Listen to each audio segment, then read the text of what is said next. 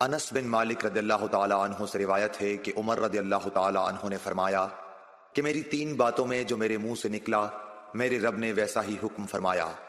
میں نے کہا تھا کہ یا رسول اللہ صلی اللہ علیہ وسلم، اگر ہم مقام ابراہیم کو نماز پڑھنے کی جگہ بنا سکتے تو اچھا ہوتا۔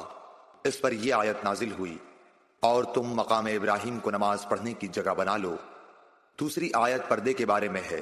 میں نے کہا تھا کہ یا رسول اللہ، کاش آپ اپنی عورتوں کو پردے کا حکم دیتے، کیونکہ ان سے اچھے اور برے ہر طرح کے لوگ بات کرتے ہیں۔ اس پر پردے کی آیت نازل ہوئی۔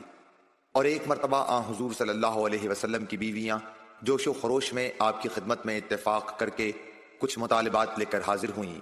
میں نے ان سے کہا کہ ہو سکتا ہے کہ اللہ پاک تمہیں طلاق دلا دیں اور تمہارے بدلے تم سے بہتر مسلمہ بیویاں اپنے رسول صلی اللہ علیہ وسلم کو عنایت کریں۔ تو یہ آیت نازل ہوئی، عَسَىٰ رَبُّهُ إِن طَلَّقَكُنَّ أَن يُبْدِلَهُ أَزْوَاجًا خَيْرًا مِّنكُنَّ۔